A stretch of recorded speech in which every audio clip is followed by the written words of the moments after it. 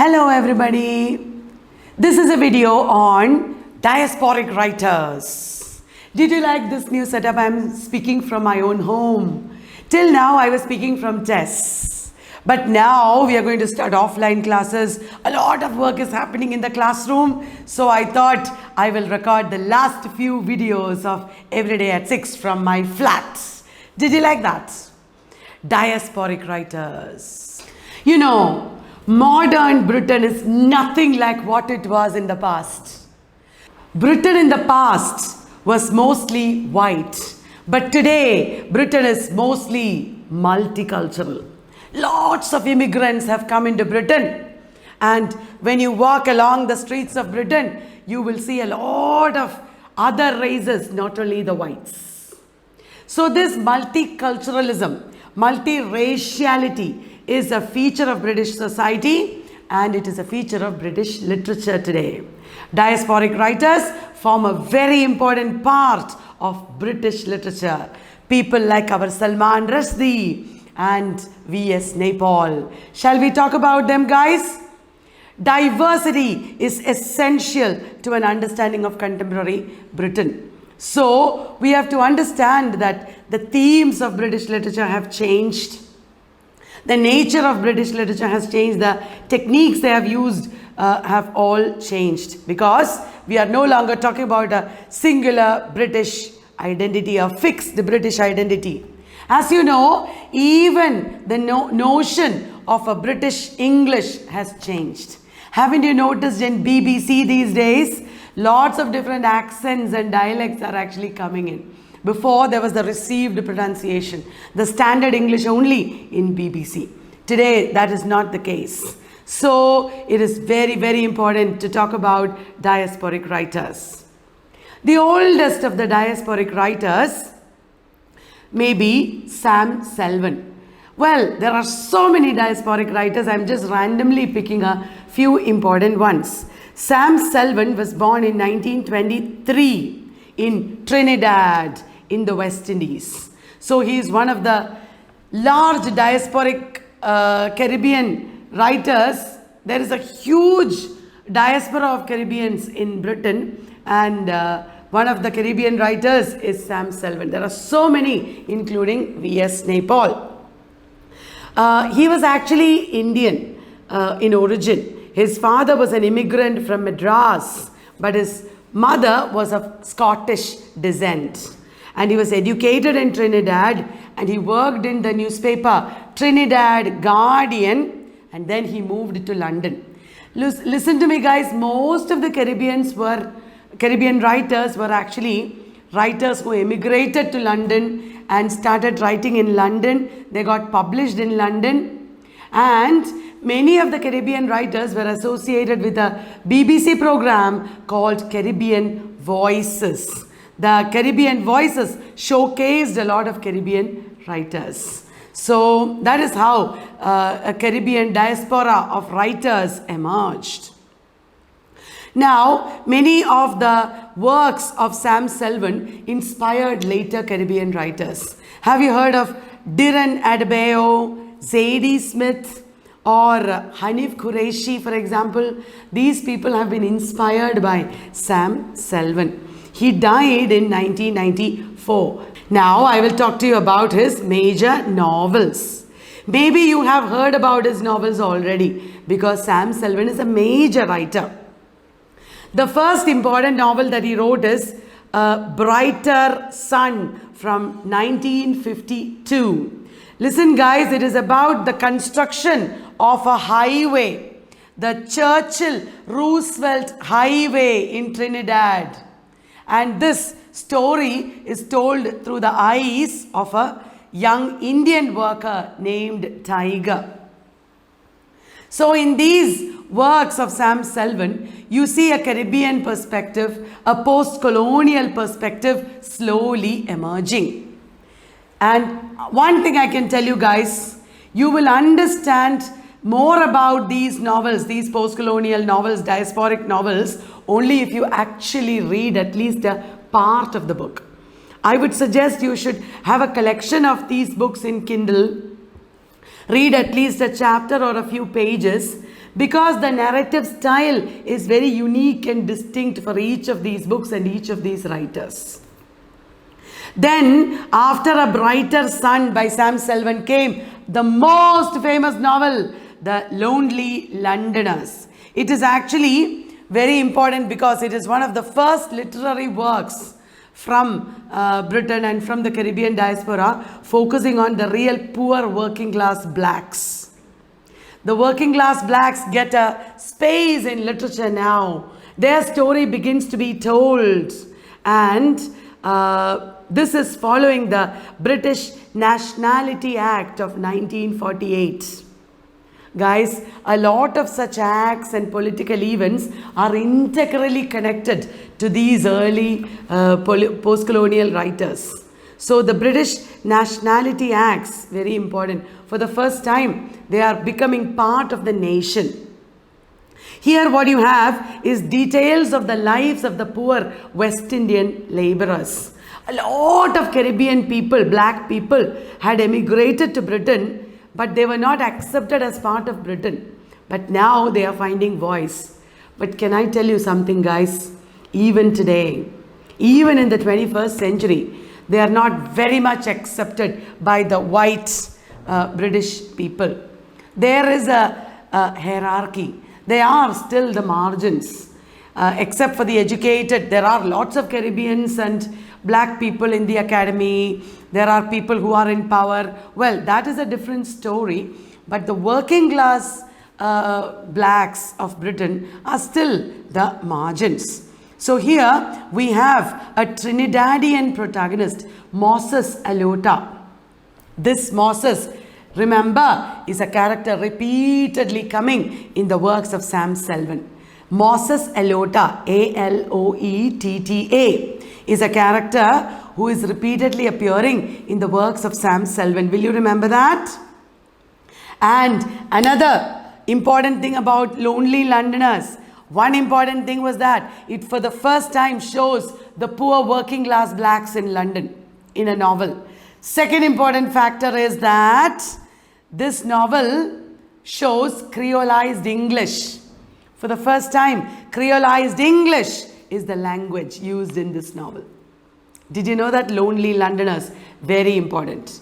And other novels that came in the 1950s are Ways of Sunlight, Turn Again, Tiger. Remember, Tiger was a character in Brighter Sun. When you listen to these videos, I hope you're writing down these information, the pieces of information, making your own notes, and then you can use it to do your own research. Your own research is what will help you, guys. Somebody's video is not enough. Your notes, your knowledge is enough. You should make it your own by writing your own notes and doing your own research. Okay, and then he has written more books on Moses. Moses Ascending, again about West Indian immigration. Moses Migrating, all featuring the character Moses. El Dorado, West One, is a collection of plays. Sam Selvin was also a playwright. Will you remember? Not only novels, but also plays. Highway in the Sun is an important play by Sam Selvin. Another way to remember information, I am telling you, along with watching these videos, you could just look up the cover page. You could look up in YouTube itself. Probably you'll find other lectures or performances of these plays, etc. That kind of exposure will really help you remember. Please do that. The next writer we will talk about is V.S. Naipaul. Very familiar to all of us. He is prescribed in many universities. V.S. Naipaul was born in 1932. Of Indian origin, of course, Caribbean writer of Indian origin. And he passed away in 2018. Vidyadhar Suraj Prasad Naipaul. Haven't you heard? He's a Nobel Prize winning British writer. He was born in Trinidad, which was then a British colony. He was born to second generation Indian immigrants, and he became a very major Caribbean writer in Britain. He was educated in Caribbean, port of Spain, but then he went to Oxford. I told you many of the Caribbean writers emigrated to England and there they became writers and they became famous. He worked for BBC as a presenter in Caribbean Voices. Remember that program that showcased a lot of Caribbean writers, including George Lamming, Sam Selvin, Derek Walcott, etc. V.S. Naipaul was not only a Nobel laureate, he was also a Booker Prize winner. Both he won, Booker Prize and Nobel. He won Booker Prize for In a Free State 1971 and Nobel in 2001. Now, I have to tell you about his works in detail. Are you ready, guys? The earliest major novel is The Mystic Masseur. The Mystic Masseur. Masseur means what? One who massages. This is a comic novel about a man of Indian descent. He was so fed up with his school teaching job that he started writing a book. He finished that book, but it didn't become famous. He is frustrated as a writer. And then he becomes a politician. At first, he becomes a masseur. He begins giving oil massage and herbal massage, medicinal massage to people. There in that locality where he's living, there are no hospitals or nursing homes or anything. This man becomes famous. And when his massaging becomes famous, he becomes a politician. You know, it is a funny connection because it is like buttering people. He manipulates people, bribes people, uses his massaging techniques and becomes powerful politically. Then his book also becomes famous. Ganesh, that is his name. Ganesh Ramsumer. And like all later novels of V.S. Naipaul, this novel also does what? This novel also shows a very ordinary man and a small-time cheat. He is not a straightforward guy. He is hoodwinking people, he is cheating people and becoming powerful in this small post-colonial country.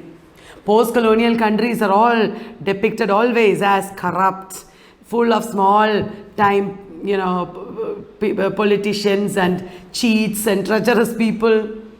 Their culture, their manipulation, their opportunism, that is what V.S. Naipaul always makes fun of. He also shows what is post-colonial identity. The post-colonial subjects are struggling to create their identity, to establish themselves, but it is almost next to impossible. Because the colonizers have left us in such a terrible state that it is not easy or even possible to have our own identity. Like it happens in the next major novel, The House for Mr. Biswas, 1961. But before I talk to you about it, there is another novel, The Suffrage of Elvira. Listen guys, The Mystic Masseur came in 1957. The Suffrage of Elvira came right next year, 1958. There is a local election. One man is going in his jeep and he is encountering some people on the way and very stupid happenings take place and you know, this election is full of corruption. It is not a real election as you might think. This is the story of the Suffrage of Elvira. Miguel Street is about a lot of petty people living in and around Miguel Street. It's like a collection of short stories. And each character who is the protagonist in one story appears as a minor character in another story. So this is wartime port of Spain, Trinidad and Tobago. Tobacco nahi, Tobago, that you see in this novel. Several stories and showing the pettiness of the life in post-colonial Caribbean islands. Very famous is A House for Mr. Biswas. There is Mohan Biswas, a very ordinary man. He is being born in the midst of all sorts of confusions. He's born with 6 fingers and his father dies because of the child according to a prediction. There are so many eccentric and really stupid things that happen in the beginning of his life. And he accidentally gets married to a girl, a rich girl. You know, he gives a love letter to Shama from the rich Tulsi family living in Hanuman house. And it looks like Shama's mother was waiting for somebody to come and give her a love letter, because immediately he is married to her. He didn't even expect it. And then the family, the Tulsi family, has so many children that they are waiting for somebody to come along, and all the sons-in-law become like unpaid workers of the family.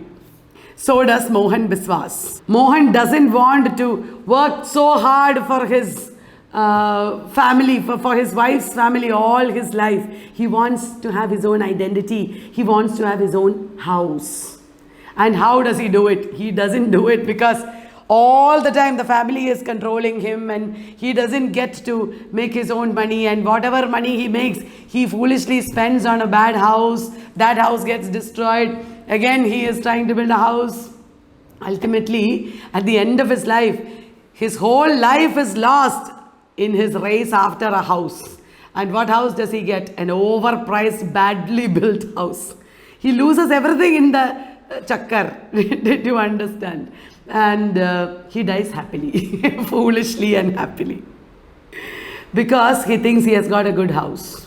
So what does this mean? Post-colonial countries, it is not easy for them to survive. It is not easy for them to have their identity. It is not easy for them to have their own culture and history, because the colonial masters, even after the colonization is over, they are still controlling and dominating over the post-colonial countries. This is the theme ultimately in A House for Mr. Biswas. So this is a very comic novel, like all the novels of V.S. Naipaul. The search for self-knowledge and identity and the failure to attain it. That is the theme. And did you know, guys, the novel House for Mr. Biswas has overtones of Shakespeare's which play? Post in the comment section. Which play? King Lear. It has overtones of King Lear. Did you get me, guys? Oh my God, so many details are there in this encyclopedia. And in our offline classes, I'm going to cover all this in a storytelling manner from a very exam-oriented perspective. We'll be doing a lot of exam-related questions in offline class. This is what I'm thinking. Next novel is from 1967, Mimic Men. It is the story of Ralph Singh. It is a very confessional story of Ralph Singh. He belonged to an earlier colonial island in the Caribbean during the colonial Raj. He lived in the island called Isabella, and he became a politician there, and he became corrupt there. He had to be exiled from Isabella, and he is now living in London. And he is finding some order in his life through writing his memoir. That is what is happening. He is a mimic man, a person who blindly imitates others in a self-destructive manner. He doesn't have an identity. He doesn't have his own character. He is imitating others. That is the meaning of mimic man. Did you understand? That is 1967. And then, guys, we have the novel, very famous novel that won Booker Prize. Array, that is not a novel actually. It's a collection of stories. Which is it? In a Free State. It has 3 stories. Let me tell you the titles. One out of many. Tell Me Who to Kill and In a Free State. That is also the title of the story. There is a frame narrative where the narrator is journeying to Egypt. And the narrative concludes many years later, again when the narrator is traveling from Egypt through Milan. Within that frame narrative, 3 stories are placed. These 3 stories have post-colonial themes.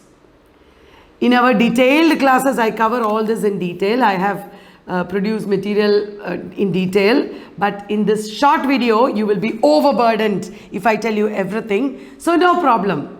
We don't have to look at everything right now, but I'm telling you, please read on your own because these could be important. In 1975 came a post-colonial Gothic novel by V.S. Naipaul. Which is that, everybody? Tell me. Post-colonial Gothic novel. It is Guerrillas, 1975. Gorillas has intertextual connections with Jane Eyre and Wuthering Heights. Arey wah! This novel is full of themes of alienation, separation. What are they? Post-colonial themes. And then came a very famous novel, which is that A Bend in the River. A Bend in the River is set in an unnamed African country. Do you know the name of the protagonist? He is an Indian. Tell me, I'm waiting. You can post in the chat box. It is Salim. Salim is an Indian Muslim shopkeeper in an unnamed African country. And from there, he is threatened there. He can't survive there. He leaves for England, then returns to Africa, and then goes to Europe. Travels. Remember, guys, in many post-colonial works, traveling journey is a very important aspect. A Bend in the River has echoes of Heart of Darkness. Will you remember? There are so many more novels like A Flag on the Island, The Enigma of Arrival, Half a Life, Magic Seeds. Half a Life and Magic Seeds has the same protagonist. Who is that? Willie Somerset Chandran. And part of it is set in India. Half a Life and Magic Seeds are set in India. They will ask you, which of these Caribbean novels is set in India? And they will give you very different names. Will you remember like that? Please study. Okay, guys? And remember, Naipaul has written a lot of non-fiction. What are the names of his non-fiction works? Bolo, bolo, tell me. Naipaul's non-fiction, The Middle Passage. The Middle Passage. The Loss of El Dorado. Among the Believers, Beyond Belief, and India Trilogy. What is India Trilogy, bolo? Yes, an area of darkness. India, a wounded civilization. And India, a million mutinies now. All three are controversial because of the rather negative picture he depicted India with. He depicted India rather negatively in all these novels. Did you understand, guys? So that is Naipaul's non-fiction. So that brings us to the first part of the diasporic writers in Britain. I think we will deal with the rest of the diasporic writers in another video so that you won't be tired. Meanwhile, please read on your own, research on your own, and until the next video, bye-bye.